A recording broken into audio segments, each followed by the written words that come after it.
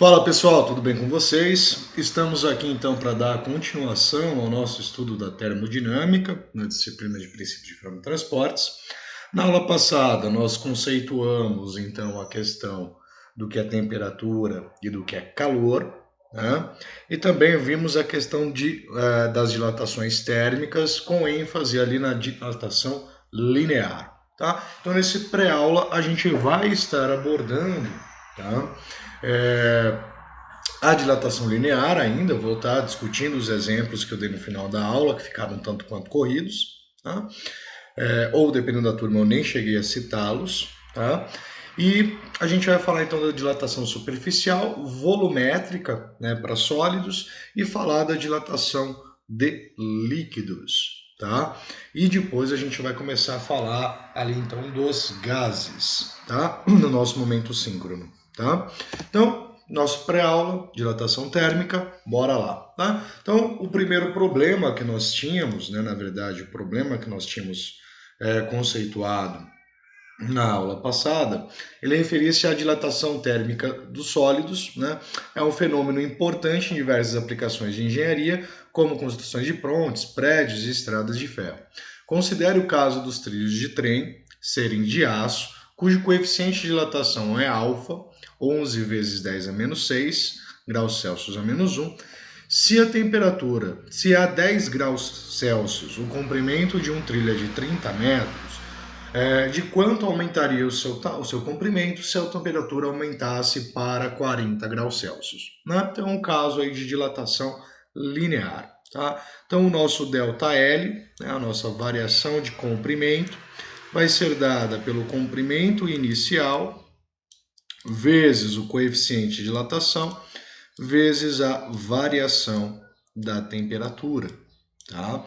Então, no caso, o nosso ΔL ele vai ser de 30, que é o comprimento a 20 graus Celsius, tá? A 10 graus Celsius, desculpa, vezes o coeficiente, que é 11 vezes 10 a menos 6, vezes a variação de temperatura, tá?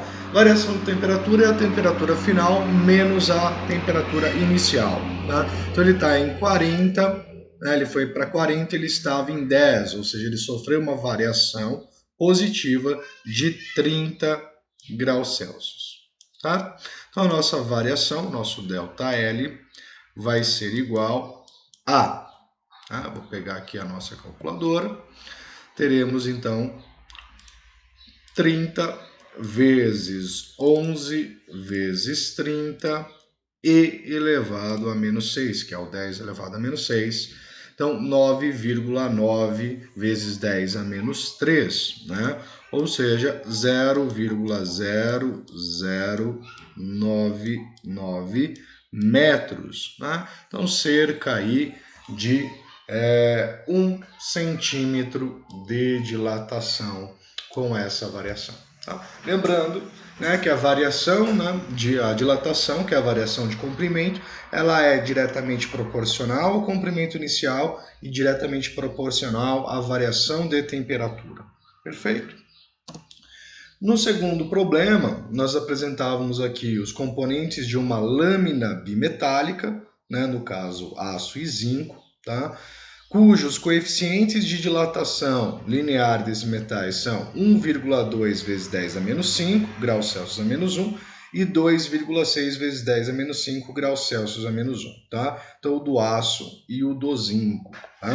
Em uma determinada temperatura, a lâmina apresenta-se retilínea, tá? Então, de forma plena, como está localizado aqui, tá? Quando aquecida ou resfriada, ela apresenta uma curvatura. Tá? Então, no caso, sobre um aquecimento, ela apresenta essa curvatura para cima, né? Então, nós temos aqui que na parte superior da nossa lâmina ela é feita de aço e a parte inferior é feita de zinco. Tá? Então, por que ela apresenta essa curvatura? Né? Ela apresenta essa curvatura porque o coeficiente de dilatação do zinco ele é maior que o coeficiente de dilatação do aço. Tá? Então, essa parte de baixo ela vai se dilatar mais que a parte de cima, então fazendo essa curvatura ou essa flexão, tá? Quando ocorre o resfriamento, essa flexão ocorre para baixo, essa curvatura, né? E por que isso acontece? Por causa do resfriamento, o zinco ele vai sofrer uma variação maior, né? Então ele vai comprimir mais do que o aço, ou seja, o comprimento do zinco vai ser menor em comparação ao comprimento da parte de aço. Então ele vai gerar esta curvatura. Esse esquema é muito utilizado ali em termostatos, né, para fazer controle de temperatura, né, usa-se o controle de temperatura para definir o fluxo de corrente ou não, né, definir se a corrente elétrica vai estar passando ou não em um determinado circuito, em determinados momentos ou em determinadas temperaturas. Tá?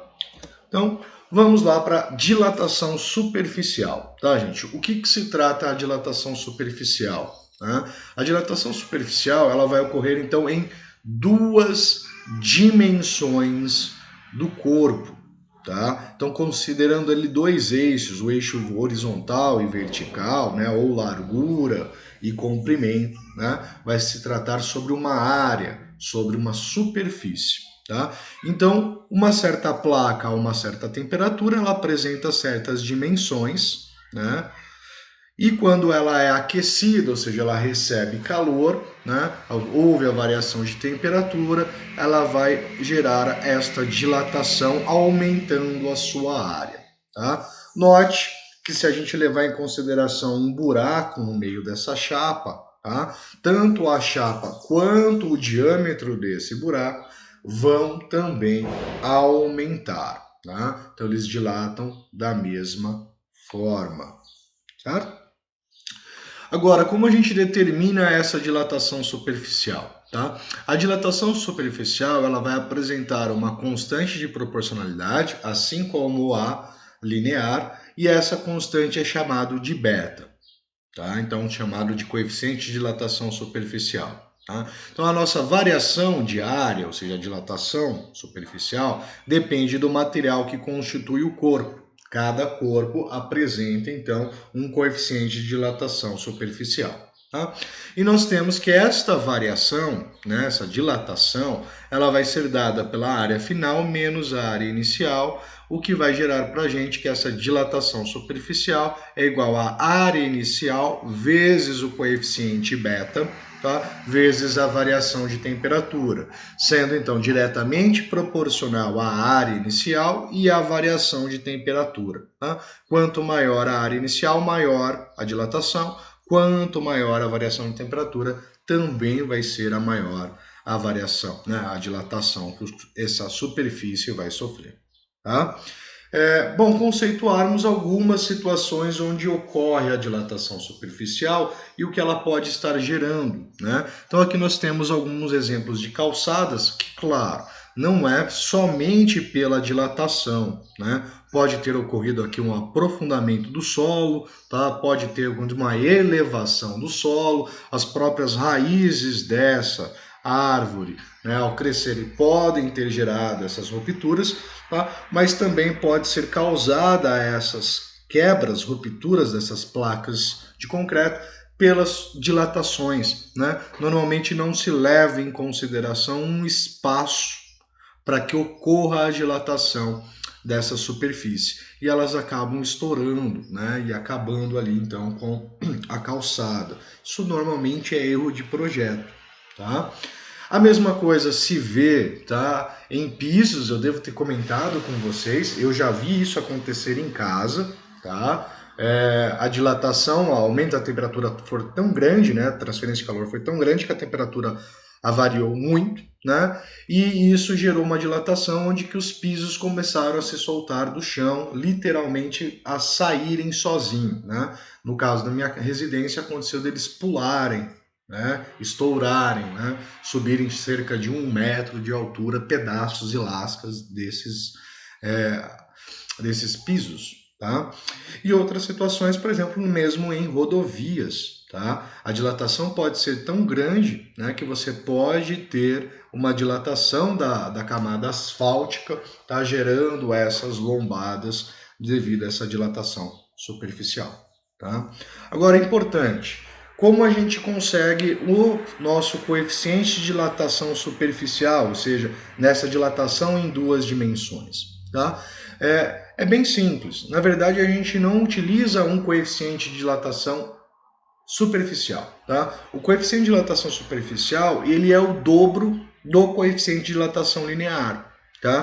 Por quê? Porque ele vai ocorrer exatamente nas duas dimensões. Tá? Então, em uma dimensão linear, mais o coeficiente de dilatação da segunda dimensão. Então, nós temos duas vezes o coeficiente alfa. Tá? Então, dessa forma, se o alfa do alumínio, né, o coeficiente de dilatação linear do alumínio é 23 vezes 10 a menos 6 graus Celsius a menos 1, o beta será de 46 vezes 10 a menos 6 graus Celsius a menos 1, exatamente o dobro. Né? Se o do cobre é de 17 vezes 10 a menos 6 graus Celsius a menos 1, beta então será 34 vezes 10 a menos 6 graus Celsius a menos 1. Tá? Então sempre o dobro do coeficiente de dilatação linear. Ok? Vamos fazer então aqui um exemplo para vocês. Esse exemplo ele já traz para a gente o valor da área, mas normalmente a gente precisa calcular o valor da área. Tá? Então uma chapa possui área de 4 metros quadrados a 0 graus Celsius. Tá? Aquecendo-se a chapa a 50 graus Celsius, né, de quanto aumenta a área da chapa e qual deverá ser sua área final. Perfeito? Dado o alfa da chapa, né, do coeficiente de dilatação linear, de 10 vezes 10 a menos 6. Tá? Então, primeiro, calculando o coeficiente beta, já que é uma superfície, tá? Então é 2 vezes o valor de alfa.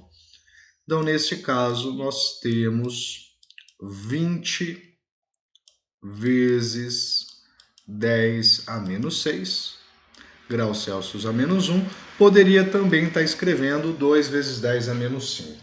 Tá? Então vamos calcular aqui a variação da nossa área, na nossa dilatação superficial, que nesse caso ela vai ser dada pela área inicial, que é 4, vezes o coeficiente, que é 20 vezes 10 a menos 6, vezes a variação de temperatura. Né? A variação de temperatura ela foi de 0 para 50, então a variação foi exatamente 50. Então a nossa variação ou a nossa dilatação superficial sofrida pela nossa placa vai ser de 4 vezes 20 vezes 50 e elevado a menos 6. Tá? Então, 4 vezes 10 a menos 3, ou seja, 0,004 metros quadrados. Né? A gente está trabalhando com área, então metros quadrados. Certo? Ele pergunta também qual deverá então ser a área final. Como que a gente vai encontrar essa área final? Tá, gente? A área final ela é igual a área inicial mais a variação da nossa área, tá? Então, nós temos aqui que a área final vai ser igual aos 4 metros quadrados mais a variação da área, que foi de 0,04. Então, nós temos aqui que a nossa área final ela é de 4,004 metros quadrados. Ok? Belezinha? Tranquilinho esse também, né? Gente, vou encerrar por aqui e eu volto no próximo vídeo para estar falando exatamente da dilatação volumétrica. Grande abraço e até daqui a pouco.